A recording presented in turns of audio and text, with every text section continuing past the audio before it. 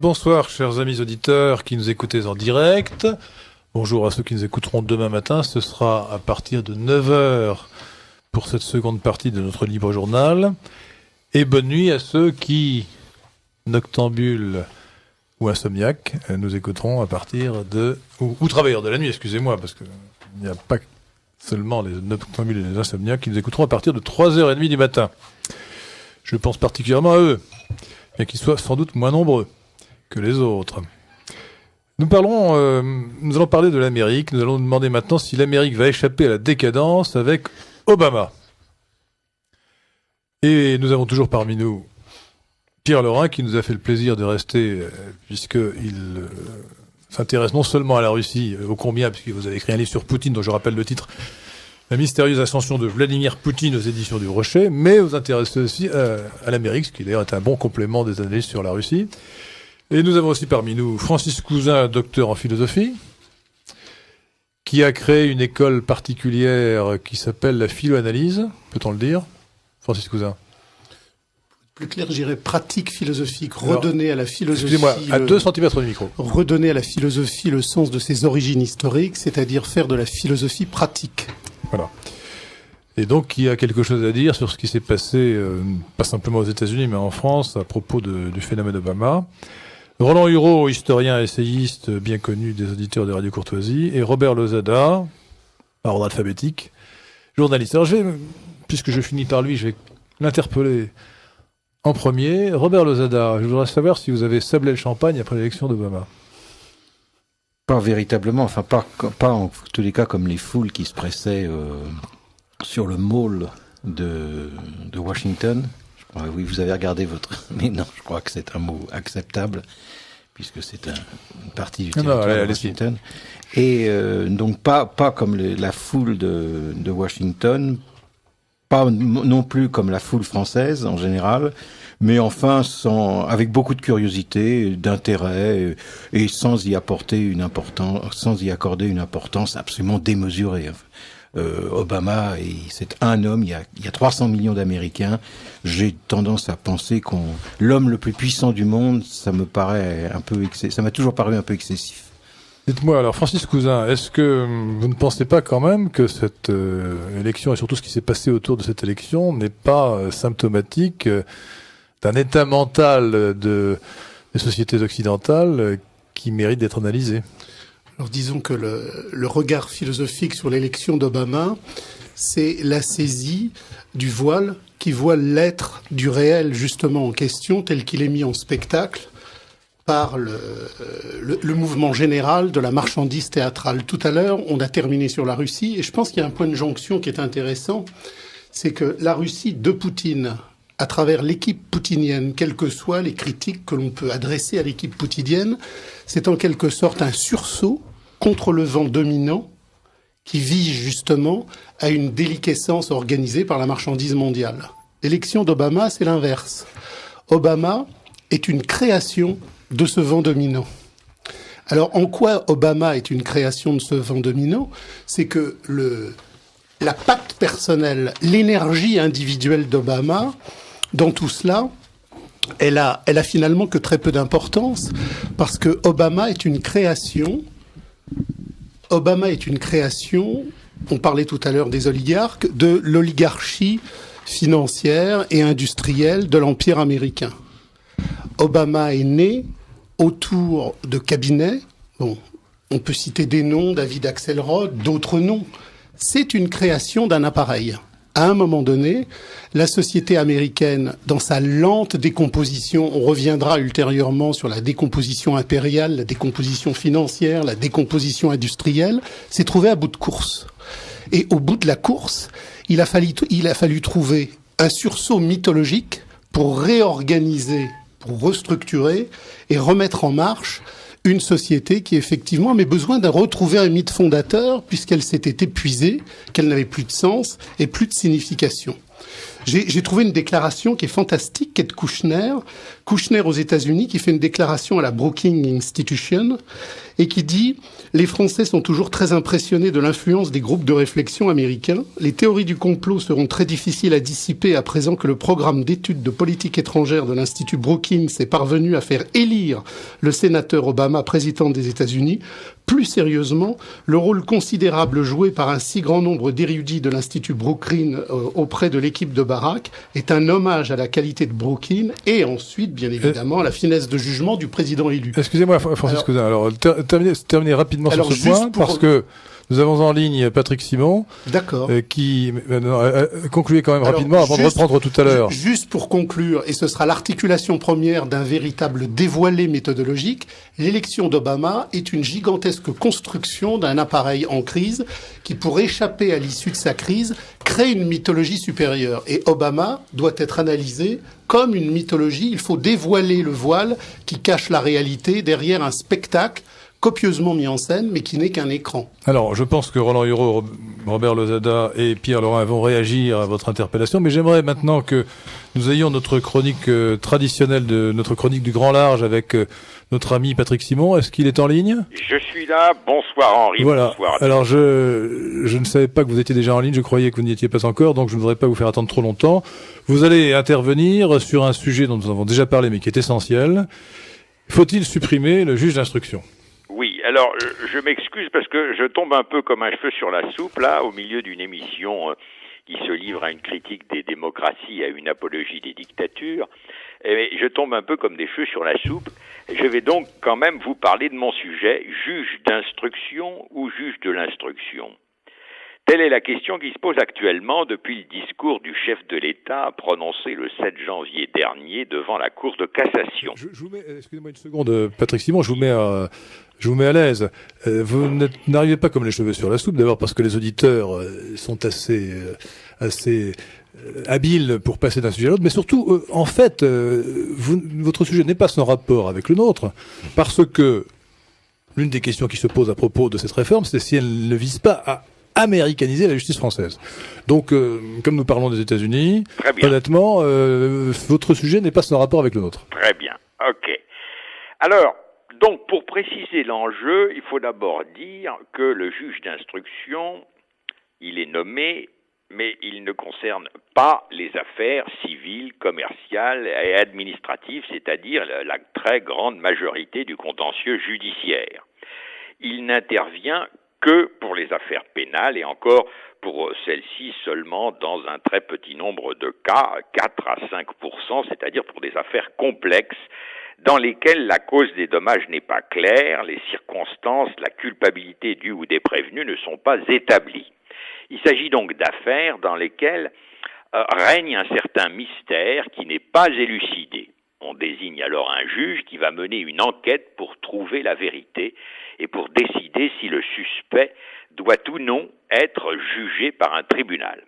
Alors ça pose en soi tout de suite un problème. Peut-on être impartial, neutre, effacé presque pourrait-on dire, et conduire une investigation poussée ? L'ancien garde des Sceaux, Robert Badinter, avait une formule qui résumait bien la difficulté. Un juge, disait-il, ne peut pas être à la fois Maigret et Salomon. Ou bien il diligentera son enquête à fond, comme le commissaire Maigret, en sortant de sa neutralité, de son impartialité, en ayant recours à des astuces, comme le commissaire Maigret, ou bien il restera le sage juge Salomon au risque de rater ses investigations et de n'aboutir à rien.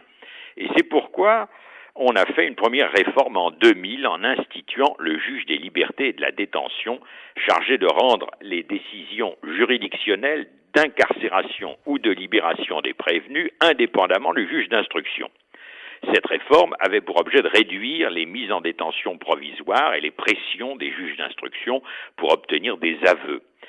Mais cette réforme est plutôt un échec, car comme l'a expliqué le député Jean-Paul Garot, le juge des libertés est devenu, je le cite, un juge aveugle qui n'a pas tous les éléments à sa connaissance, qui doit statuer dans l'urgence avec peu de moyens, qui alourdit la procédure, ouvrant ainsi des pièges à nullité, source de mise en liberté de dangereux coupables, et qui de plus n'a en rien réduit les mises en détention provisoire. Fin de citation. Il fallait donc trouver autre chose, d'où la réflexion qui est actuellement menée et qui n'a pas encore abouti.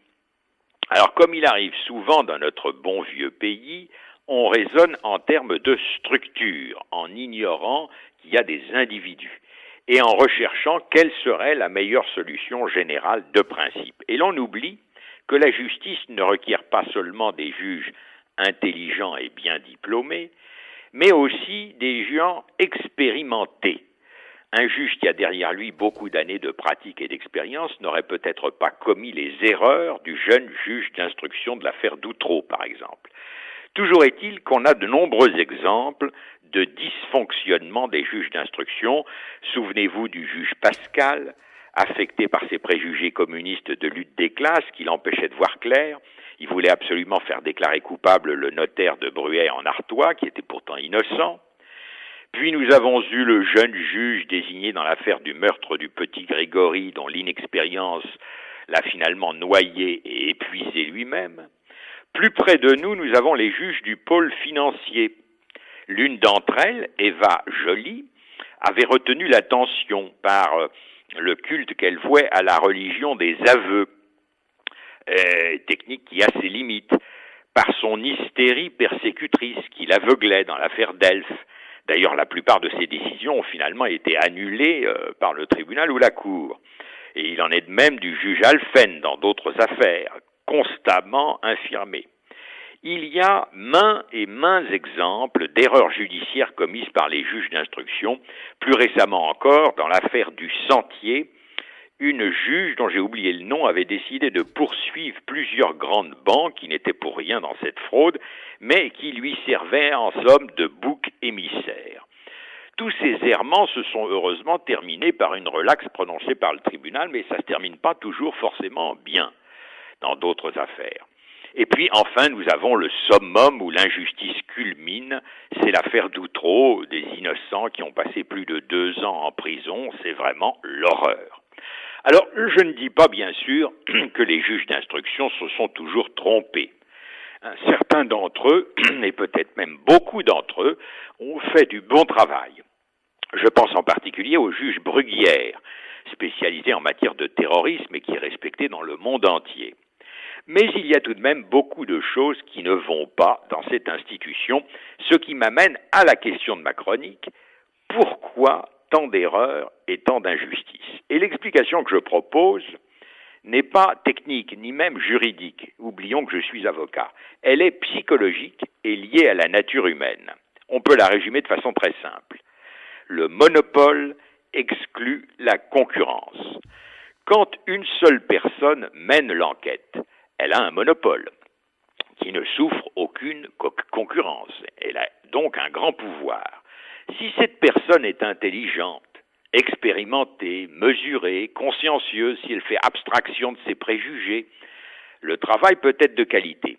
Mais il arrive que la personne en question ne soit pas expérimentée, souvent les juges d'instruction sont jeunes et en début de carrière, ou même ne soit pas très intelligente, ça peut arriver, ou affectée de nombreux préjugés politiques, ou anticléricaux, ou anti-puissants, ou plus simplement influencée par la presse et les médias. Et là, c'est le désastre. Mais vous me direz qu'il y a beaucoup de gens comme cela et que c'est inévitable. Eh bien, justement, le défaut du système inquisitorial est qu'il est monopolistique, c'est-à-dire qu'il attribue à une personne ou à une institution un pouvoir exclusif. Cela donne facilement des petits Robespierre. En France, cette tendance est particulièrement dangereuse car notre tradition est malheureusement jacobine. Comment faire pour éviter ces dangers? Comment se sortir du jacobinisme judiciaire qui, comme tout jacobinisme, est nocif? Eh bien, il existe 2 solutions. La première, elle consiste à ne nommer juge d'instruction que des juges expérimentés et à diversifier la formation. L'École nationale de la magistrature est un moule trop uniformisant et il serait mieux d'avoir des sources diverses alimentant la profession pour avoir des esprits plus indépendants. Mais tout ça, ça suppose une refonte complète du système judiciaire français et de son recrutement, et c'est difficile à faire. Et puis, on en resterait toujours avec un monopole. Et c'est pourquoi la deuxième solution est plus simple. Elle consiste à supprimer le monopole pour lui substituer la concurrence. Et ça, c'est le système accusatoire. Au lieu qu'un homme enquête et interroge, deux enquêtes ont lieu simultanément et vont s'opposer. Elles vont se contredire. Et de ce débat, la vérité peut émerger. Prenons l'exemple des interrogatoires de témoins ou de prévenus. Au lieu d'être organisés et effectués par le juge d'instruction, ils seraient organisés et effectués par deux avocats. L'un, c'est le procureur qui poursuit le prévenu, c'est son rôle. L'autre, c'est l'avocat qui défend le prévenu. Alors l'un va interroger à charge, comme on dit, et l'autre va interroger à décharge. L'un vise à confondre le prévenu, à établir sa culpabilité en présentant des preuves aux témoins, en leur posant des questions pour découvrir cette vérité, et l'autre va chercher à innocenter le prévenu en posant des questions qui font apparaître des faits différents. Deux avocats qui s'opposent, qui sont en concurrence, iront à mon avis toujours plus loin, plus profond dans la manifestation de la vérité qu'un seul homme, qui enquête, rappelons-le, dans le secret, et non pas dans le débat contradictoire. Alors ça ne veut pas dire que cet homme doit disparaître, il subsiste, mais il doit se limiter à ses fonctions de juge. Il se tait et il écoute les témoins répondre aux questions des avocats. Cela ne l'empêche pas lui-même d'ailleurs de poser quelques questions, mais le débat est organisé par les parties, et lui est en retrait. Et peu à peu, de ce débat, de cette recherche, les circonstances vont apparaître mieux. C'est ce que j'ai expérimenté quand j'ai vécu des procès avec système accusatoire. Alors, vous m'avez dit tout à l'heure, mais c'est le système américain. Oui, mais ce n'est pas que le système américain, c'est le système qui est pratiqué dans presque tous les pays du monde libre. Pas seulement les pays anglo-saxons. Vous avez les pays scandinaves qui le pratiquent, vous avez même certains pays latins, certains pays de droit romano-germanique. Et c'est le système qui est d'ailleurs recommandé par la commission Outreau. Vous savez, cette commission parlementaire qui a fait un travail. Eh bien, je crois, pour en terminer, que notre intérêt, c'est de l'adopter, ce système accusatoire, parce qu'il est plus conforme au respect du droit, plus conforme au perfectionnisme qu'exigent nos sociétés complexes, tout simplement parce qu'il est meilleur que l'autre. Patrick, restez une minute avec nous. Bien sûr. Je regrette que vous n'ayez pas participé à la discussion que nous avions ici avec maître Nikolai Fakirov notamment, qui lui n'avait pas qui est avocat comme vous, mais qui n'a pas la même position que vous et qui pense qu'il n'est pas souhaitable de supprimer le juge d'instruction. Le juge Didier Gallo, à qui j'en ai parlé au téléphone d'ailleurs, est également partisan. On me dirait qu'il a été juge d'instruction. Alors il est peut-être corporatiste, mais il n'est pas non plus partisan de la suppression. Parce que effectivement, vous nous citez des erreurs judiciaires qui ont été commises. Bon, d'abord, je vous signale que l'erreur judiciaire, c'est l'erreur du tribunal. C'est pas l'erreur du juge d'instruction. Ce sont on peut appeler ça une erreur judiciaire si vous voulez, mais ce sont des bavures qui auront lieu pendant la procédure d'instruction, qui n'est pas le jugement. Et ensuite, je vous répète ce que l'affaire Outreau a innocenté justement des gens qui avaient été mis en préventive par le juge d'instruction. Et je vous répète aussi que souvent, vous savez, c'est la formule, le monde a toujours très mal marché, comme disait Bainville, c'est qu'on a toujours l'impression que ce qui est ailleurs est mieux que ce qui est chez nous. Or, je me rappelle avoir lu un livre sur le fonctionnement du système judiciaire aux États-Unis qui est épouvantable. Et les affaires Outreau, il y en a eu des centaines aux États-Unis. Moi, je peux pas lui dire que c'est pas une impression, parce que moi, j'ai vécu, comme je fais du droit international, je vais dans les différents pays, je vois comment ça se passe. Et je trouve que ça se passe mieux à côté. Parce qu'il y a ce système de ce qu'ils appellent examination and cross-examination. Interrogatoire et contre-interrogatoire, c'est beaucoup mieux que le système. Alors, est-ce que c'est aussi efficace que pour lutter contre les mafias? Parce que les États-Unis sont un pays très bien, peut-être sur le plan du fonctionnement des procédures, mais c'est le pays où les mafias se développent et prospèrent depuis des dizaines d'années. Il y en a beaucoup en Russie aussi. Ah ben je dis pas que le système judiciaire russe est un exemple. Nous parlions de la France simplement. Bon, écoutez, là je crois qu'un grand débat est lancé. Je voulais juste dire que je suis pas très éloigné des positions de Nikolai Fakirov. Ah si, il est pour la conservation du juge d'instruction. Oui, alors donc là-dessus nous sommes pas d'accord, mais il a dit quelque chose de très juste et très intéressant sur l'absence de motivation des jugements rendus par les cours d'assises. Et je suis absolument d'accord avec lui sur ce point. Enfin, bon, voilà, un débat qu'il faudra peut-être reprendre, mais je crois que c'est assez pour aujourd'hui pour le juge d'instruction, et nous allons réfléchir aux très intéressantes analyses que vous avez faites, Patrick Simon. Et donc je vous donne rendez-vous dans 2 semaines à cette antenne pour cette chronique. Et non, excusez-moi, allô. Oui. Les auditeurs vous entendront dans le Libre Journal des contribuables. Oui, mais c'est pas pour tout de suite. Non, la semaine prochaine. La semaine prochaine.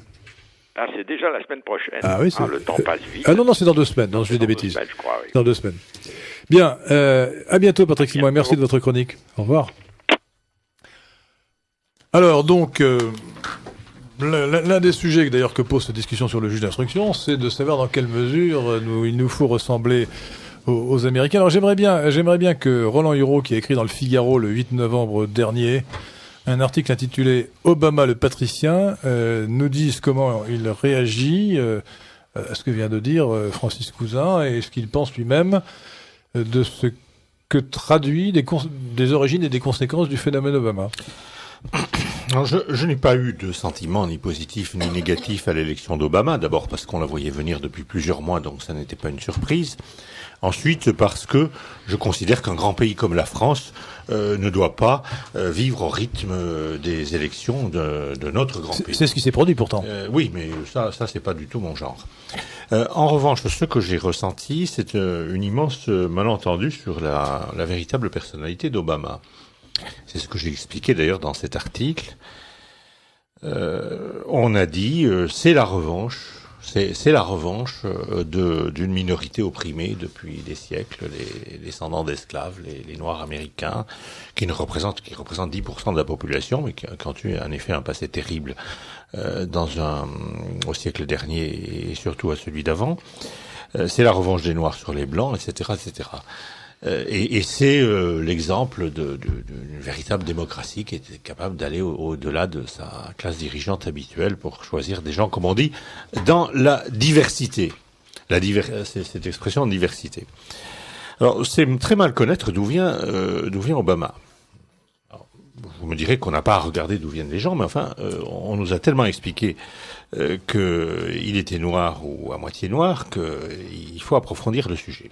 D'abord, du côté de sa mère, il est blanc, entièrement blanc, et il a été élevé par sa mère et sa grand-mère, qui, elles, descendent paradoxalement de Jefferson Davis, qui fut président de la Confédération sudiste, c'est-à-dire des partisans de l'esclavage. Et qui était propriétaire d'esclaves. Et qui était bien entendu propriétaire d'esclaves. Bien entendu, je ne sais pas, mais qu'il était. Non, mais je veux dire que j'imagine que Jefferson Davis était propriétaire d'esclaves. Non, mais je vous le dis. Il l'était. Mais oui, mais il n'était pas le seul. Washington aussi, et puis d'autres encore. Et puis les premiers présidents l'étaient presque tous. Mais du côté de son père... Excusez-moi, mais il y a même pour l'anecdote, il y a même des Noirs qui descendent de Jefferson parce que bien sûr, il était propriétaire d'esclaves et il a eu quelques bontés pour certaines de ses... Mais ça, c'est une autre question. Du côté de son père, il n'y a pas non plus un seul esclave noir américain. Alors d'où vient... qui était son père? Son père était un politicien kényan, a-t-on dit.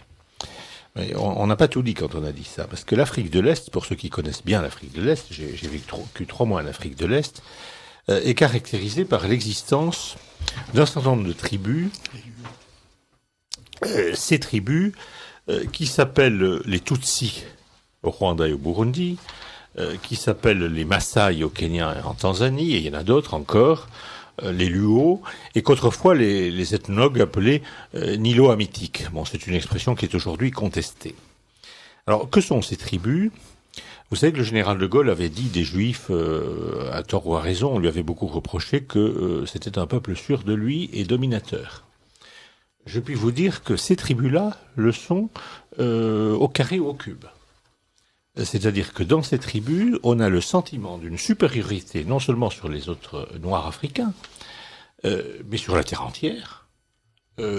qu'on ne peut pas imaginer quand on est loin. C'est tout à fait. Il faut voir ce que sont les Tutsis du Rwanda et les Tutsis du Burundi, ce que sont les Maasai, et les Luo font partie de ce genre de tribus. Des tribus qui étaient composées d'éleveurs et de guerriers, ayant un grand mépris pour tous ceux qui pratiquaient l'agriculture, y compris les Européens d'ailleurs. Alors, du côté de son père, c'est ça. Vous me direz, il a très peu connu son père. Mais enfin, vous savez, Lacan dit que la légende familiale compte autant que la réalité des contacts. Épargnez-nous les références au psychanalyste Lacan, qui heureusement n'a rien à voir avec notre oui. Jacques Lacan à nous. En tous les cas, voilà. Alors, pour l'anecdote, c'est dans ces tribus que se recrutent les champions de marathon et les champions de 10 000 mètres. Alors que les Noirs, les Afro-Américains qui sont en Amérique depuis plusieurs générations, depuis plusieurs siècles, sont meilleurs pour le 100 mètres. Ça, c'est purement anecdotique. Et d'ailleurs, vous le voyez, c'est un homme totalement dépourvu de complexe. Quand vous le voyez marcher, il est très vertical, il est très vertical, il est mince, il marche droit, il a un culot fantastique. Je veux dire, il a eu un culot fantastique que personne n'avait eu avant lui aux États-Unis, qui est tout à fait comparable au culot de Kennedy, qui s'est dit je suis catholique. Aucun catholique n'a jamais été président des États-Unis, mais moi je peux l'être, et il l'a été.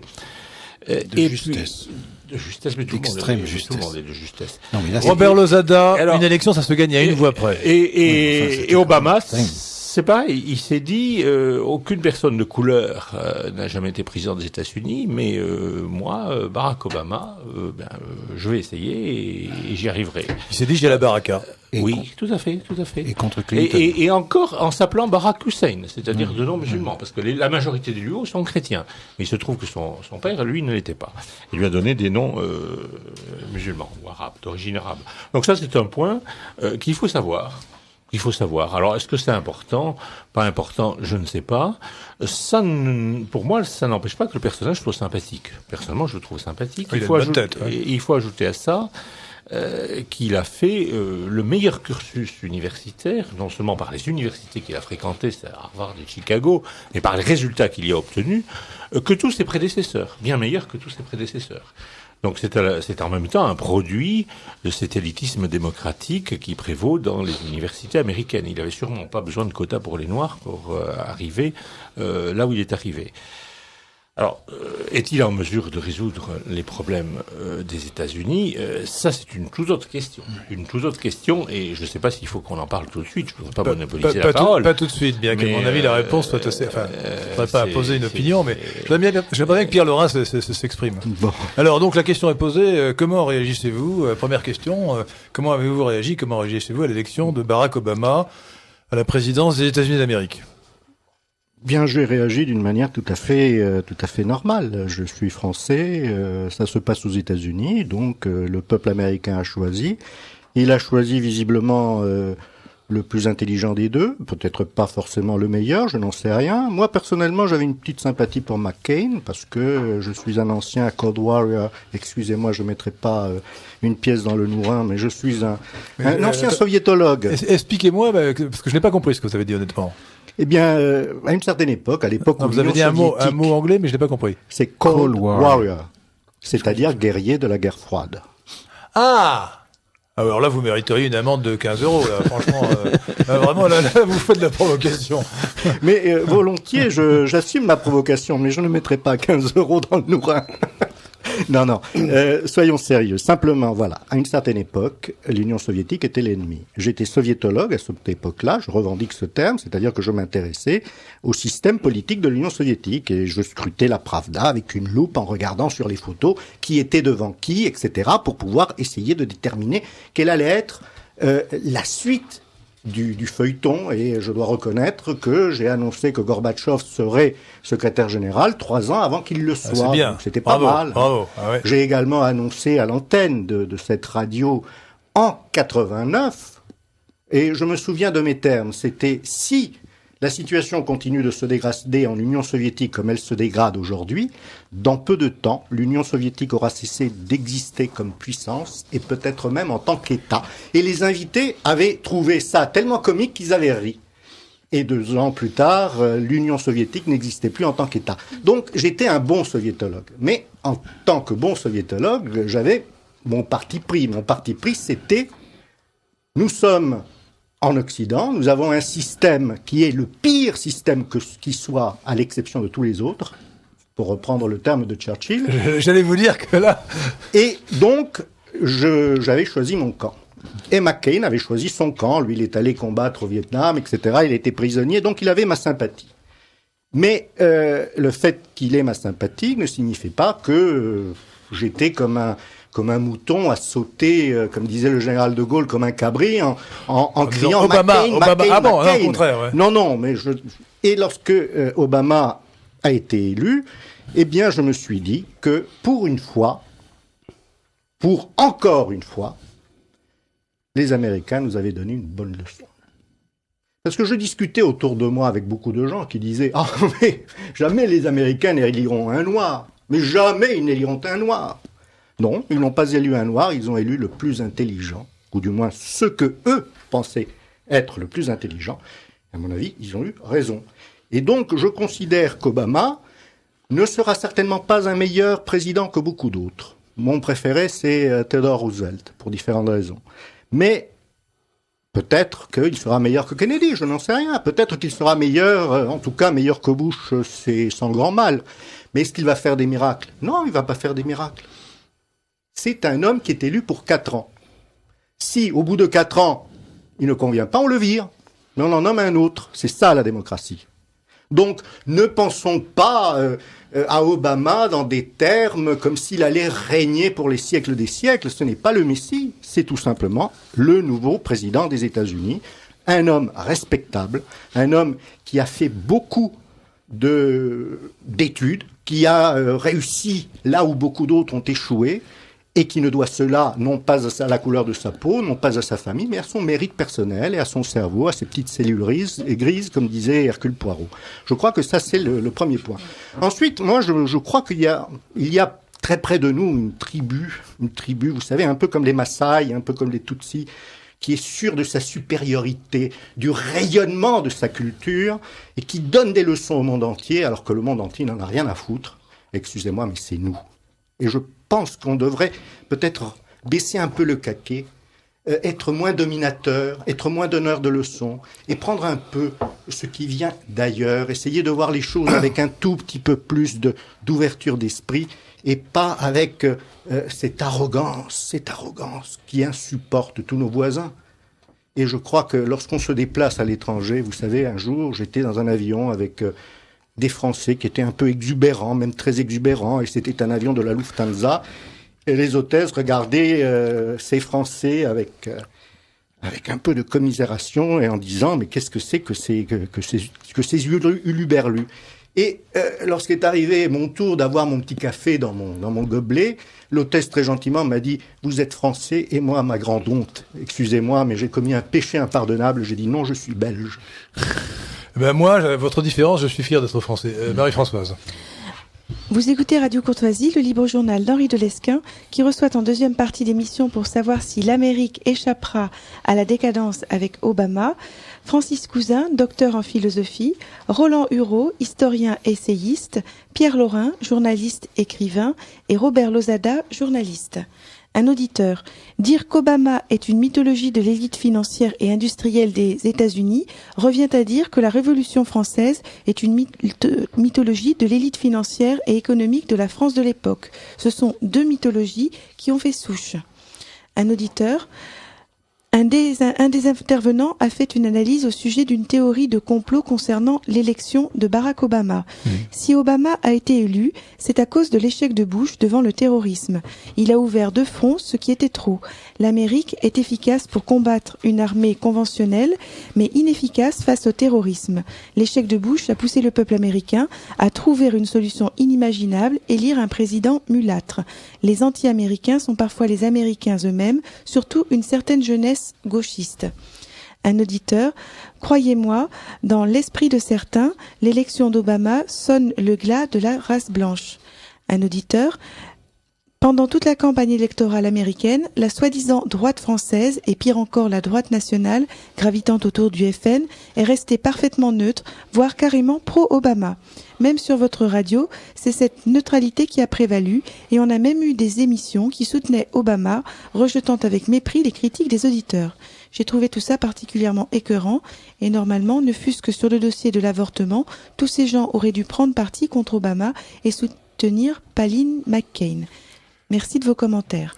Un auditeur, Monsieur Delesquin, pourrait-il nous faire connaître son avis quant à la décision de Benoît XVI de lever l'excommunication des 4 évêques de la fraternité Saint-Pie X? J'ai lu ce soir dans Le Monde un article sur le sujet absolument scandaleux. Alors écoutez, sur cette dernière question d'abord qui n'a rien à voir avec notre sujet, je dis tout de suite à cet auditeur que d'abord je me réjouis profondément de ce qui vient de se produire, mais nous en parlerons lundi prochain. Je vais consacrer la moitié du livre journal du lundi 2 février à ce sujet sous le titre La réconciliation des catholiques. Je pense que c'est une grande chose, même si ça ne concerne qu'un nombre très minoritaire de catholiques. C'est dans son principe une grande chose parce que d'une certaine manière, je dirais de façon lapidaire, que le pape a levé l'excommunication de la tradition, et ça c'est important.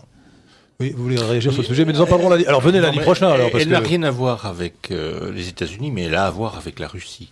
C'est-à-dire que dans l'esprit du souverain pontife, la réconciliation avec ses propres intégristes est un préalable traditionnaliste à la réconciliation avec les orthodoxes. Je ne vous laisserai pas dire intégriste, disons traditionnaliste. Si vous voulez. Bon, enfin vous dites ce que vous Pour voulez. l'avortement. Voilà. Donc j'en parlerai lundi prochain. Pour l'avortement. D'autre part, la question précédente, c'était sur l'avortement.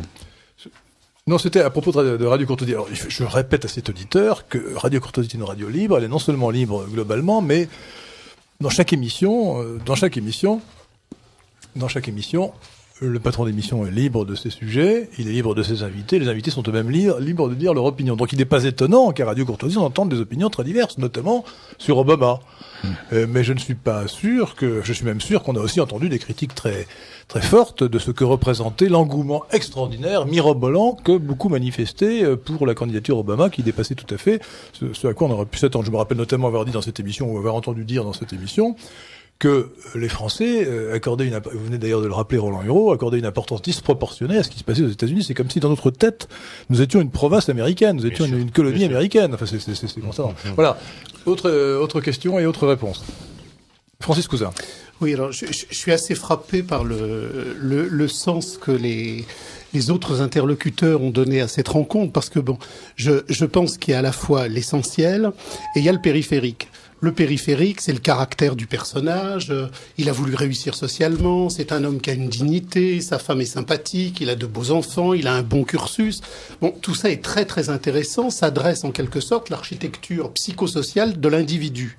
Sauf que la question qui nous est posée historiquement et qui appelle à un véritable regard méthodologique, c'est ce cursus individuel ne prend pas sa place par hasard dans la temporalité historique du temps présent, comme ceci, d'un point de vue purement fortuit.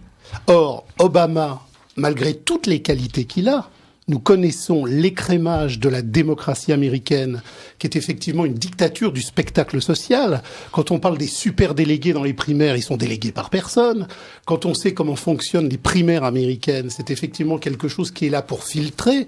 Les auditeurs de Radio Courtoisie ont peut-être déjà entendu parler de Ron Paul, par exemple, qui a toujours été bloqué dans les primaires. Donc tout à l'heure on parlait de la démocratie souveraine en Russie. La démocratie souveraine en Russie, effectivement, elle pose des problèmes à la circulation de la libre initiative, mais la libre initiative dans les élections américaines, elle n'existe pas. Si vous n'êtes pas l'émergence présélectionnée d'un lobby, d'un réseau d'influence, d'une structure qui vous a prélancé, malgré toute la qualité individuelle d'Obama, s'il n'avait pas rempli les fonctions pour lesquelles le système lui a assigné sa réussite, il n'aurait jamais réussi. Donc Obama est bien effectivement, à travers tout un appareillage industriel et financier, le choix d'un système qui est à bout de course. Le système est effectivement à bout de course. On y reviendra tout à l'heure sur le poids de la crise, sur effectivement cette décadence mortelle de l'Empire. Et Obama a été la dernière carte de revitalisation mythologique, parce qu'il a été le seul, dans le cadre d'un discours onirique et spectaculaire, à mettre en scène un rêve américain. Et il était le seul à pouvoir produire le rêve américain. Alors, le rêve américain, c'était un rêve qui était effectivement piloté par les grandes structures financières. C'est-à-dire que quand on cherche qui sont les grands oligarques, c'est-à-dire Robert Rubin, c'est-à-dire toute une série de gens qui tournent autour, qui étaient déjà là avant, qui étaient déjà là avant, et qui sont là encore maintenant, et qui seront là après, derrière l'écran, derrière l'icône virtuelle, il faut faire œuvre critique, œuvre de méthodologie. La vérité s'inscrit en négatif de l'apparence, bien évidemment. Tout ce que vous avez dit sur l'apparence spectaculaire du personnage Obama est vrai. Sauf que c'est effectivement la surface médiatique du spectacle. Derrière, il a été choisi et programmé par l'empire financier, et c'est ça le sujet. Alors la question est pourquoi Obama, finalement, voilà la question posée, pourquoi Obama? Est-ce que c'est vraiment ses qualités personnelles, ou bien plutôt, comme le dit Francis Cousin, est-ce que ça n'est pas la manifestation... L'interprétation policière de l'histoire, quand même. Il y a un peu de ça. Pas du tout. C'est une immanence sociale, c'est une immanence, c'est pas du tout un complot. Enfin que... Roland Hureau, que le système américain finisse, que le président soit démocrate ou républicain, par maintenir au pouvoir un certain nombre de forces sociales très particulières, enfin, pas seulement la bourgeoisie américaine ou le capitalisme américain, même peut-être même le lobby militaro-industriel. Bon, ça tout le monde le sait, enfin en tous les cas les marxistes le répètent et depuis longtemps, et il n'y a pas que les marxistes, même Eisenhower a dit à partir de moi, aucun président ne gouvernera, il y a des forces trop puissantes qui vont lui imposer sa ligne. Bon, ça on est d'accord. Ceci dit, je ne crois pas qu'il y ait une oligarchie de 4 ou 5 personnes qui se soient dit c'est celui-là c'est le meilleur, parce que ces primaires, quoi que vous disiez, elles se sont jouées de manière extrêmement serrée avec Madame Hillary Clinton. Il aurait suffit que un ou deux États limites basculent dans l'autre sens, et on aurait eu la première femme présidente des États-Unis, Hillary Clinton. Ceci dit, le résultat aurait été le même, puisqu'Hillary Clinton est aujourd'hui secrétaire d'État, c'est-à-dire ministre des Affaires étrangères, et même plus que ministre des Affaires étrangères, puisqu'elle a également un droit de regard important sur la défense. Donc, que ce soit l'un ou que ce soit l'autre, c'est blanc bonnet et bonnet blanc. Ceci dit, si c'est Obama, c'est en raison des qualités d'Obama. Combien Obama a reçu de milliards supplémentaires à ce qu'a reçu Clinton? Vous savez, l'argent, il va aux gagnants. C'est-à-dire que quand il y a eu un frémisse au départ, il a eu des petits dons par Internet, par une très habile... légende. Bon, admettons. Là, on peut douter mais quand même, les gens ont senti... Bon, Madame Clinton a eu de l'argent aussi, mais l'argent, dès qu'on voit, c'est comme des parieurs, dès qu'on voit qu'il y a un petit frémissement qui va dans un sens au niveau des résultats des primaires, alors il a eu un effet d'accélération parce que les dons ont été plus nombreux en sa faveur. Pierre Laurent. Ça, c'est effectivement, je crois que normal. Il aurait raté sa première primaire, qu'il n'aurait pas eu un sou. Et ça, c'est très clair. Je crois que le système des primaires fonctionne d'une manière qui laisse sa chance à des gens qui ne font pas partie de l'establishment. Disons, ces groupes de pression récupèrent ensuite les gens. C'est normal. Ça se passe dans tous les pays comme ça. C'est le propre de la nature humaine. Mais Obama, il n'était personne il y a 4 ans, il est aujourd'hui président des États-Unis. Citez-moi un politicien français qui n'était personne il y a 4 ans et qui aujourd'hui peut remplacer Sarkozy. Et c'est pas que le cas d'Obama, c'est le cas de Carter, c'est le cas de Clinton. Absolument. Ce fut d'une certaine manière le cas de Kennedy. Et également la question... D'accord, mais est-ce que c'est un mérite à donner aux États-Unis? Est-ce que vraiment le fait de pouvoir propulser quelqu'un d'inconnu à la tête de l'État est en soi un mérite? Je suis désolé. Est-ce que Carter a été bon président? C'est une vraie question que je voudrais poser parce qu'il y a des ressemblances entre les deux. Est-ce que Carter a été un bon président? Alors, à mon avis, il y a une ressemblance. Alors, excusez-moi, Roland Hureau, il y a quand même une différence parce qu'on dit Obama était le meilleur. Enfin, soyons sérieux. Carter, au moins, avait été gouverneur. Je crois qu'il avait été gouverneur de la Géorgie. C'est vrai. En plus. Il ne faut quand même pas oublier qu'Obama n'a strictement rien comme curriculum vitae pour devenir président. Il n'a jamais exercé aucune fonction exécutive à la tête même pas d'une grande ville ou d'une petite ville. Il a été sénateur, c'est-à-dire représentant. Et puis, il a fait du travail social dans un quartier noir dans une ville américaine. Oui, il a été mêlé avec toute la classe politique de Chicago. Et sa grande qualité, c'est que c'est un orateur, paraît-il, extraordinaire. fonctionnaire. Bon, On peut voilà. pas- Mais de là à dire que pour autant il a des qualités propres qui lui permettent de gouverner, C'est sûr qu'on peut pas lui faire Mais- crédit, mais enfin, On verra. Ça, c'est, on verra, oui. c'est à l'usage que l'on verra. c'est quand même pas inutile d'avoir. Vous êtes en train de nous dire que en dehors de l'élitisme, il n'y a pas En dehors de non, je ne dis pas ça. Bah, si, je dis en dehors de l'expérience. de En dehors de l'expérience, c'est-à-dire qu'il n'est pas inutile qu'avant de devenir président des États-Unis, on fasse d'abord ses preuves comme gouverneur d'un État. oui. Ça me paraît pas absurde. Nelson Mandela avait passé 40 ans en prison, et néanmoins, il a été un bon président pour l'Afrique du Sud, bien meilleur qu'en tout cas que ses successeurs. Ça, c'est et clair, Que, et oui. que la plupart des chefs d'État arrivaient au terme d'un processus révolutionnaire. Ceci dit, en effet, on n'a aucune raison de faire crédit à Obama du fait qu'il n'aurait jamais exercé de responsabilité exécutive. Mais ça ne veut pas dire non plus qu'il sera mauvais, c'est une autre question. Non, mais quand on voit l'appareil qu'il y a derrière, je on ne ne vois peut pas être comment sûr que d'une seule chose, c'est que ce sera du Bush en pire et en politique étrangère, parce qu'on aura une politique militaire impériale extérieure qui sera encore plus sanguinaire. Le conflit sur l'Iran est déjà préprogrammé. Et en interne, on aura effectivement une dévastation financière encore plus organisée, parce qu'à la débauche de crédit, on va répondre par un crédit de la débauche. Et Alors, à Francis l'infini, Cousin, non mais avant de faire des pronostics qui sont toujours hasardeux, vous savez, c'est très dangereux de prévoir, surtout lorsqu'il s'agit de l'avenir. Est-ce qu'il ne faut pas d'abord se demander, expliquer, décortiquer la raison de cet engouement pour Obama? Parce qu'enfin, je le répète, si Obama n'avait pas été noir ou considéré comme tel, est-ce qu'il y aurait eu un Eh bien, tel c'est engouement très pour lui? simple. Vous avez aujourd'hui une mythologie mondiale qu'on voit même en France. Le social a disparu. Le social a disparu. Aujourd'hui, on vit la tyrannie du sociétal de l'illusion. L'homosexualité, les minorités visibles, ce sont aujourd'hui les vecteurs de la restructuration de l'imposture politique. Il n'y a plus de débat social, il n'y a plus que Non, des mais débats sociétaux. Francis Cousin. Et aux États-Unis, ça a fonctionné d'une manière merveilleuse sur la diversité. C'est-à-dire, on demandait aux gens, pourquoi ça va changer? Ah bah ça va changer parce qu'on a un président noir, qui n'est d'ailleurs pas noir. C'est-à-dire que on avait une incarnation de stupidité émotionnelle, sans aucune vision historique, dans l'affect le plus primitif du matraquage médiatique. Alors, ce qui est grave, Francis Cousin, c'est que les hommes politiques français, puisque nous sommes français, sont tout à fait allés dans ce sens. Bien Dominique sûr. de Villepin, qui aurait pu dire, moi je suis pour Obama parce qu'il était contre l'invasion de l'Irak par les États-Unis. Bon, il aurait pu dire ça. Eh ben, j'ai vu un grand entretien dans le Parisien de Dominique de Villepin qui disait, moi je suis très content qu'Obama ait gagné, et la seule raison qu'il a donnée, lui, qui se prétend un homme d'État, ce n'était pas, je le répète, de dire parce qu'il avait une vision juste pour l'Irak, c'était parce qu'il est noir. Voilà. Donc, ce qui est très grave dans cette affaire, c'est que l'engouement dans le monde, aux États-Unis d'abord, dans le monde occidental, est dû essentiellement à une chose, c'est qu'il n'était pas blanc. Si Obama, il aurait peut-être été élu s'il avait été blanc, parce que effectivement, après 8 ans de Bush et avec la crise économique qui venait de survenir, c'était difficile pour les républicains de remporter l'élection. N'importe quel démocrate. Il n'empêche que l'engouement médiatique extraordinaire et mirobolant qui a eu lieu dans tout le monde occidental s'explique uniquement par cette mythologie du métissage. C'est parce que c'était le candidat métis qu'il était bon. Et c'est ça qui est grave.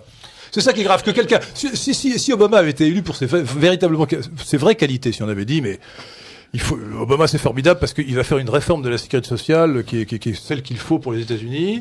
Si on avait dit, mais parce qu'il va retirer les troupes américaines d'Irak, on l'a à peine dit. On l'a dit au passage.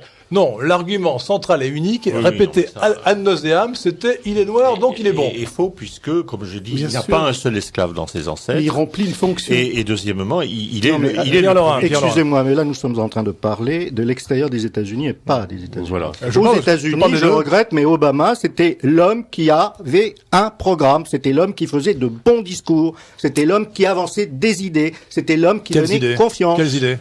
C'était des formules creuses. Je fermerai Guantanamo dès que je serai élu. Maintenant, c'est en fin d'année. Attendez, Et il va pas fermer Guantanamo puisqu'il va déporter les Guantanamistes dans des prisons en Afghanistan. Peu importe. La démagogie ordinaire du Parti démocrate, ça n'apportait strictement rien de nouveau. Mais ça n'a rien à voir avec la démagogie, c'est simplement des programmes électoraux aux États-Unis. Ça n'est pas la démagogie. Écoutez, les États-unis sont, je parle sous le contrôle à une démagogie de Robert démocrate Lozada, correspond à qui une est démagogie économiste. républicaine, Attendez. et ainsi de suite.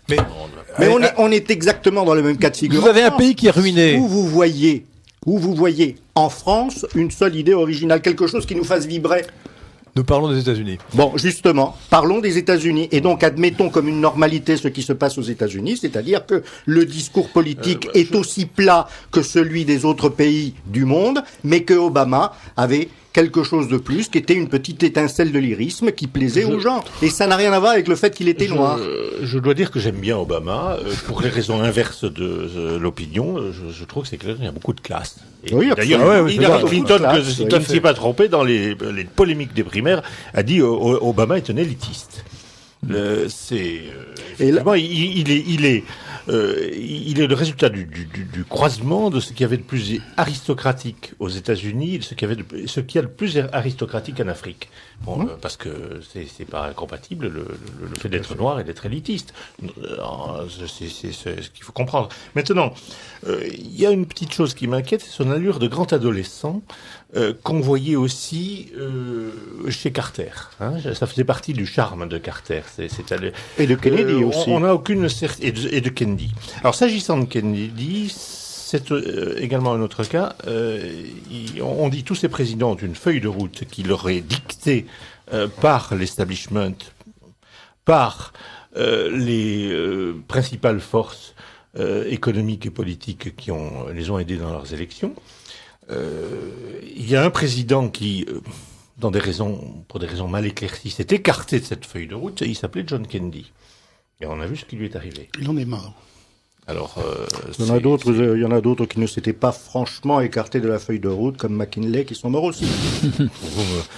Non, mais de temps en temps, on assassine. Et puis Reagan aurait pu également être tué. Vous savez, il est passé à deux doigts d'être tué. Oui, d'accord. Alors, tous les présidents nés élus dans les années se terminant par 0, depuis Lincoln, ont eu des ennuis. Tous, sans exception. Et ça s'est arrêté avec Reagan, mais c'est pas vraiment un arrêt, puisque il a échappé de peu à la mort. Vous donnez dans la numérologie. C'est pas plus bête qu'autre chose. La grande question, non, c'est de savoir quelle marge de manœuvre c'est les rois maudits, version américaine. Vous écoutez Robert Lozada, en l'occurrence, qui donne le numérologiste Robert Lozada. Je lui connaissais beaucoup de talent, mais pas celui-là. Grande question, quelle marge de manœuvre a-t-il pour résoudre les problèmes américains, qui sont d'une certaine manière les problèmes du monde tout de même, hein, parce que c'est même si nous ne voulons pas donner une importance exagérée à cette élection, nous savons qu'il y a des répercussions importantes de ce qui se passe aux États-Unis vers le reste du monde. Il aurait d'ailleurs peut-être pas gagné l'élection si la crise économique n'avait pas éclaté, vraiment démarré en plein milieu aux alentours du 15 septembre. C'est quand même extraordinaire. Non, mais justement, ce qui est faramineux, c'est qu'on a une contestation théâtrale et spectaculaire. Elle est donc factice de toute l'économie financière qui a conduit justement à l'effondrement. Robert Rubin, qui est une des articulations centrales de toutes les dévastations financières du passé, vient se mettre stratégiquement au centre du dispositif Obama. Obama n'a aucun pouvoir. Obama n'est pas le président, acteur, directeur. Obama est un paravent spectaculaire. Obama vient remplir une fonction médiatico-théâtrale par rapport à la population. Et vous l'avez dit à juste sens. Il prêche bien. Dans une population. J'ai pas dit qu'il prêchait, j'ai dit qu'il parlait bien. Il parlait bien, il parle bien, il parle comme un pasteur. C'est-à-dire, il ne parle pas du réel. Il parle de la foi, c'est-à-dire d'une inflammation, d'une flamme qu'il positionne sur le réel. C'est un des rôles du chef. C'est un des rôles du chef dans toutes les sociétés. Alors, le problème, c'est que dans toutes les sociétés, le chef enflamme pour la transformation. Oui. Là, il enflamme pour faire écran. Il enflamme pour faire écran. On a vu au moment de Gaza, que l'on soit, quelle que soit la position que l'on avait sur Gaza, on a vu que la seule position possible pour lui, c'était de ne pas en avoir.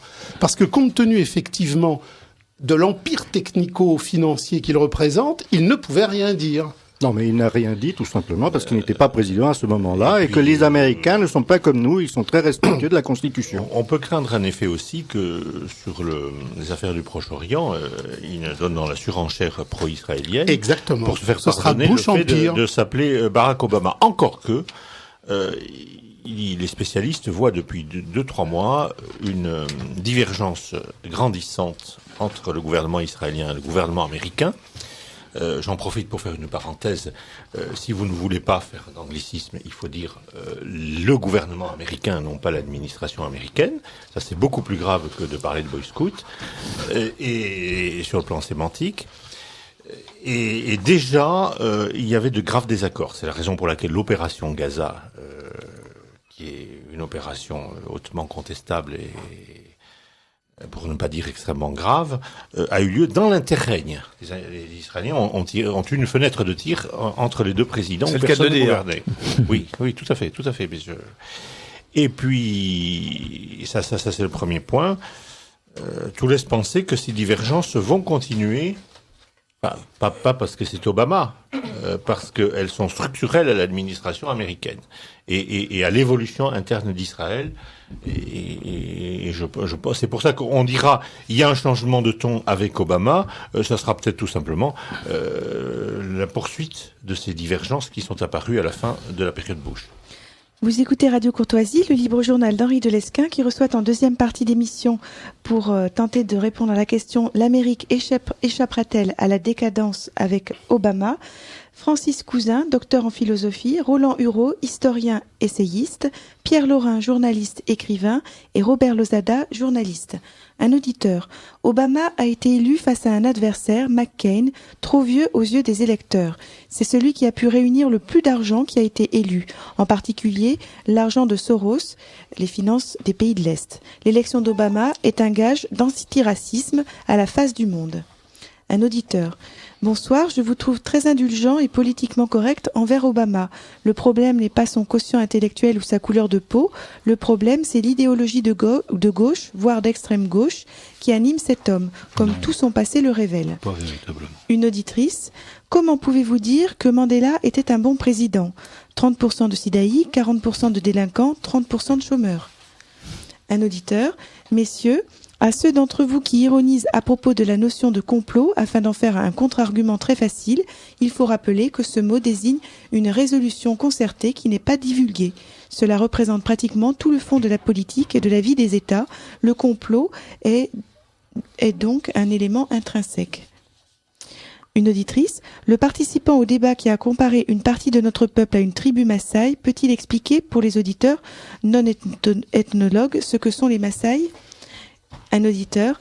Les auditeurs de Radio Courtoisie savent que les présidents sont fabriqués par le CFR, le Conseil aux relations étrangères. Alors, faire une émission sur les qualités de l'homme élu est dérisoire. Mieux vaudrait essayer de comprendre les raisons du choix de cet homme et pour faire quoi ? Une auditrice. Félicitations à Monsieur de Lesquen que je compare à Daniel dans La Fosse aux Lions. Il a du bon sens. C'est vous les lions. C'est très agréable. Et enfin, un auditeur à propos des États-Unis. N'oublions pas que les véritables originaires de l'Amérique sont les peaux rouges. Blancs et noirs se disputent une terre qui n'est pas la leur. Alors on peut dire aussi que les Français se disputent une terre qui n'est pas la leur, puisque l'autochtone, c'est l'homme de Néandertal qui a disparu depuis quelque temps. Bien, réponse aux autres questions posées par les auditeurs. Non, la tribu Maasai. La tribu des Maasai, c'est tout simplement une réponse à ce qu'on avait dit précédemment sur le fait qu'Obama venait de l'Afrique orientale et que là-bas ce sont des ethnies qui ont une haute opinion d'elles-mêmes. Et donc je disais qu'il n'y a pas que les Maasai qui ont une haute opinion d'elles-mêmes. Voilà. Oui, mais c'est tout à fait juste. Enfin, il y avait excusez-moi. Alors plusieurs. Oui, Robert Lozada. Il y avait une des questions, pas des questions, parce que c'était pas vraiment une question, qui faisait encore beaucoup penser à l'interprétation policière de l'histoire pour théorie du complot. Pour expliquer le succès de Obama en faisant référence une fois de plus à ce fameux CFR qu'on met à toutes les sauces. Déjà du temps de Kennedy d'ailleurs, Council of Foreign Relations, CFR, et on prête à ces organismes des pouvoirs très excessifs par rapport à ceux qu'ils ont en réalité. Je crois pas du tout. C'est un pays de 300 millions d'habitants où il y a des Tout à l'heure, vous avez cité un nom, par exemple. C'est la première fois que j'entendais citer à Radio Courtoisie le nom de Ron Paul. Non, il a souvent été cité. Ron Paul, je pense. Mais non, vous n'écoutez pas assez Radio Courtoisie, là, franchement. Peut-être que j'écoute pas assez. Il a été cité. Mais voilà un homme, enfin, en effet, s'il est cité à Radio Courtoisie, c'est très bien, mais qui joue un rôle assez relativement important aux États-Unis et qui n'a rien à voir, mais absolument rien à voir avec le Council en question. Donc, je crois qu'il y a beaucoup de choses aux États-Unis. Ça parle dans tous les sens. Robert Lozada, je voudrais quand même vous faire remarquer quelque chose. Le monde qui n'est pas qui n'est pas un journal de droite et qui n'est pas suspect de donner dans la théorie du complot, a publié 2 pages il y a quelques semaines ou quelques mois à propos de la banque Goldman Sachs.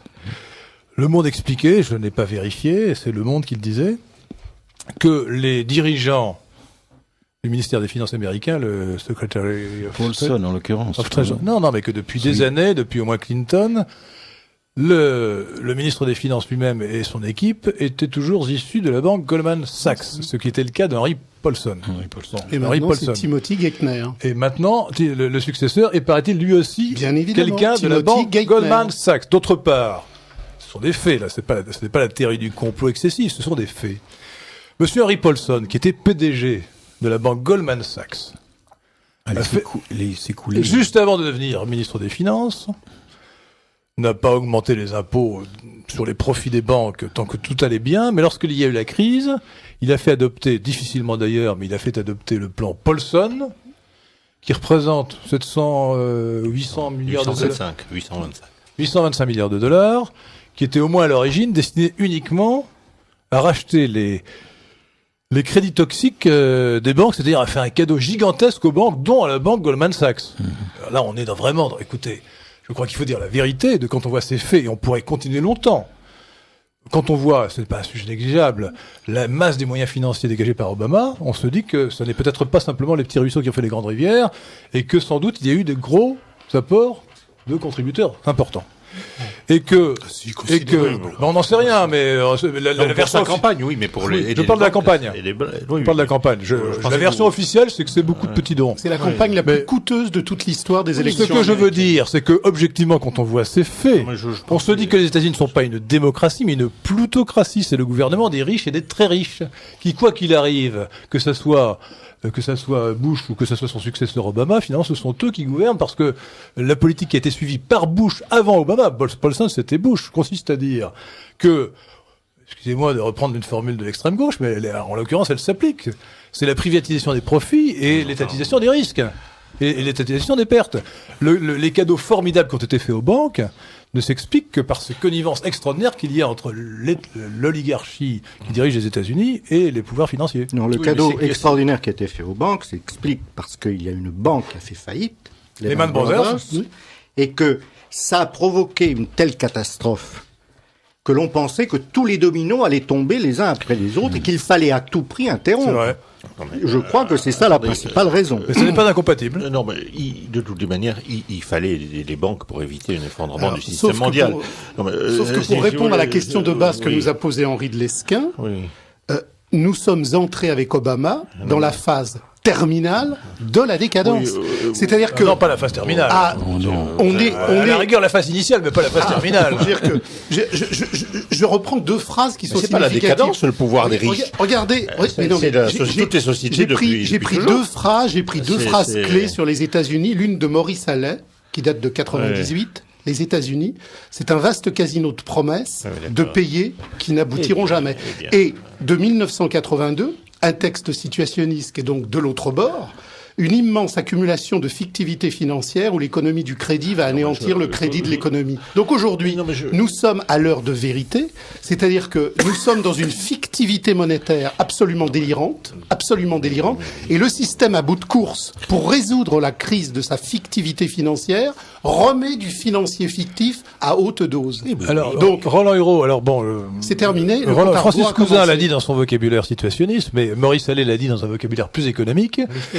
Le Monde d'ailleurs paru samedi, daté de dimanche lundi, rappelle que le seul prix Nobel de sciences économiques français, qui est Maurice Allais, le grand économiste Maurice Allais, a dit dans les articles du Figaro, que le Figaro bizarrement ne rappelle pas, dès 1998, ce qui allait se passer en disant que l'économie financière internationale était devenue un vaste casino. Donc c'est ce que notre ami Francis Cousin appelle la fictivité, mais c'est aussi ce qui explique la crise actuelle, et notamment la crise financière. Oui, mais ce n'est pas la crise ultime du capitalisme ni de l'Amérique. Personne n'a dit ça, même pas Francis Cousin. On l'a dit en 29, on l'a dit régulièrement. J'espère que ce n'est pas ce que dit d'autre part, je vous rappelle que cette théorie du complot, cette théorie de la toute-puissance des banques, etc., c'est une théorie de gauche. Avant les situationnistes, et il y a eu Karl Marx qui a expliqué tout ça dans son langage du 19e siècle. Et je vois qu'à la limite, je suis le seul à ne pas être marxiste. Roland Hureau, avec tout le respect que je vous dois. Je regrette, je partage tout à fait votre... Roland Hureau, avec le respect que je vous donne, si Karl Marx a dit que 2 et 2 font 4, on peut répéter après lui que 2 et 2 font 4 sans être marxiste. Eh bien oui. Donc, mais ça n'est pas, bien sûr. Alors, je pense, en réalité, pour répondre à la question, que peut-il faire pour l'Amérique? Je pense que sa marge de manœuvre est très limitée en matière militaire et géopolitique, pour toute une série de raisons que je peux expliquer s'il le faut, mais j'avais commencé déjà s'agissant des rapports entre Israël et les Palestiniens et les problèmes du Proche-Orient en général. Je pense que sa marge de manœuvre est très limitée sur le plan macroéconomique, encore que le gouvernement américain, et même celui de Bush, avait certes aidé les banques, mais pris un certain contrôle et s'est forcé de contrôler un petit peu ces banques, alors qu'en France, où l'argent privé n'intervient pratiquement plus dans les élections, où il n'y a que l'argent public qui joue dans les élections, nous avons un président qui, lui, a aidé les banques sans aucune contrepartie, sans exiger aucun contrôle. C'est-à-dire que le rapport de force des banques par rapport au gouvernement est apparu infiniment plus fort en France qu'aux États-Unis, et a fortiori en Angleterre, où le gouvernement travailliste a certes aidé les banques, mais pris des participations au prorata de l'aide qu'il leur a apportée.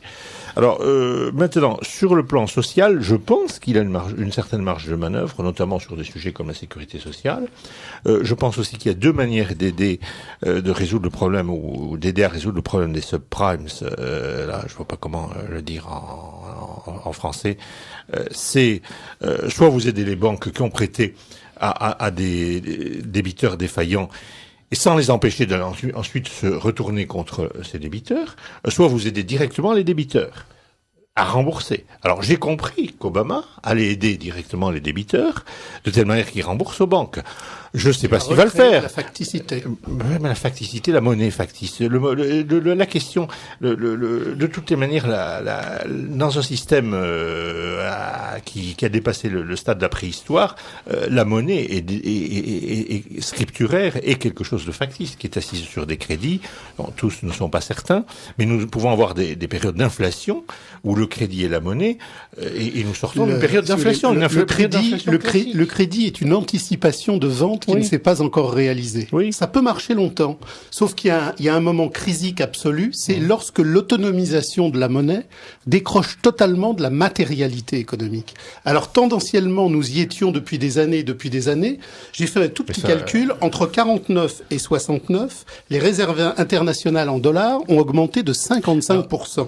Entre 69 et 2009, elles ont augmenté de 2400%. Eh bien. Alors on a atteint effectivement, parce qu'il y a un moment, et là on revient aux philosophes, parce que Héraclite et Parménide dans l'Antiquité avait posé déjà le problème de la monnaie, de la démesure. Non mais là, Francis Cousin, nous nous éloignons de Barack Obama. On ne s'éloigne pas, puisque vous revenez à l'Antiquité. La démesure. Depuis Athènes, depuis Sparte, depuis Rome, vous avez toujours des gens qui ont la force militaire avec eux et qui réussissent à acheter des choses à leurs partenaires avec de la monnaie de singe, parce qu'ils sont les plus forts. Alors, et tant que les Américains seront les plus forts, tant que les Américains imposeront à l'Europe et au Japon leur diktat géopolitique, ils pourront continuer à faire de la monnaie de singe. Absolument. Alors, je m'étonne. Et leur diktat géopolitique, on a bien du fait qu'ils dépensent la moitié Roland des Hiro, crédits militaires. Ça serait à la Chine. Je m'étonne que nous ne parlions pas de ce qui peut changer avec Obama, c'est-à-dire sur l'avortement, l'augmentation des dépenses publiques d'abord, la socialisation de l'économie américaine qui va être accélérée ou accentuée par Obama, comme elle l'avait été sous le New Deal, la nouvelle donne avec Roosevelt, et puis l'immigration, parce que en fait, si Obama a ce succès médiatique extraordinaire, c'est parce qu'il est métis, et il est probable qu'il va ouvrir les portes et les vannes de l'immigration. Il y a déjà plus d'1 million d'immigrés qui arrivent chaque année aux États-Unis. Alors Huntington, qui vient de mourir, le grand penseur Huntington, qui a écrit son dernier livre, c'est « Qui sommes-nous » ? « Who are we » en anglais. Bon, explique justement que l'immigration menace gravement l'identité américaine et pas simplement l'identité française. Très gravement. C'est la thèse de Huntington. C'est les Mexicains catholiques, écoutez, comme parlez plus fort pour qu'on vous entende. Ces immigrés sont des peuvent être la question d'abord Mexicains catholiques, c'est quand même pas le. D'abord, excusez-moi, vous parlez des immigrés illégaux qui sont des Mexicains catholiques, mais les immigrés légaux ne sont pas tous. Et ce sont des Kenyans, ils viennent de partout dans le monde. Donc l'identité américaine est en train d'être submergée par l'immigration, une immigration qui n'est pas assimilable en réalité dans le prétendu creuset américain qui n'a pas fonctionné pour ces nouveaux immigrés. C'est ça le vrai sujet. C'est un des vrais sujets qui se présentent. Et justement, Obama est symptomatique de cette évolution vers la multiculturalité que refusent les patriotes américains, les vrais patriotes comme Huntington. Derrière, Il vient de mourir. Hein, derrière ça, il y a ce que l'on retrouve aussi bien en France que dans tous les pays du monde, c'est que l'immigration est la main-d'œuvre de réserve du capital parce qu'elle casse les coûts du travail. Il y a dans le projet d'Obama le regroupement familial. Parce que le haut patronat, qui a des grèves dans la métallurgie ou qui a des grèves dans les usines d'aviation, préfère avoir effectivement des immigrés qui ne vont pas renacler, qui vont accepter un coût du travail bien inférieur. Donc la stratégie du capital et la stratégie de l'immigration, ce sont deux stratégies clés complémentaires. Visiblement, vous ne connaissez pas la puissance des syndicats américains. Visiblement, vous la connaissez pas. Et qui sont démocrates. Et qui sont démocrates, absolument. Là, penser que des immigrés vont remplacer les bons vieux travailleurs de Détroit, ça, c'est, je crois, de la fiction. Bah, écoutez, allez voir les chaînes de Détroit, ça s'est déjà passé, vous avez votre dernier voyage à quelque temps. Attendez, non mais attention les faits, il y a 1 million d'immigrés officiels et peut-être autant d'immigrés illégaux. Non mais les immigrés officiels, d'accord, les immigrés illégaux, ils ne sont pas embauchés dans les chaînes de non, je regrette. Mais non, il va régulariser tous les immigrés illégaux pour effectivement les mettre dans les chaînes, parce qu'ils coûteront 25% moins cher. Honnêtement, je n'ai pas lu dans aucun des discours que j'ai lus, mais je ne les ai pas tous lus d'Obama, ce genre de proposition. Je ne sais pas d'où vous le sortez, mais si vous avez un texte, je suis ravi de le lire. Qui plus est, il ne faut jamais oublier qu'aux États-Unis, il faut l'accord du Congrès. Alors, leur pour tourne, quoi qu'on fasse. Leur tourne, et j'aimerais bien que Marie-Françoise fasse quelques annonces, et puis...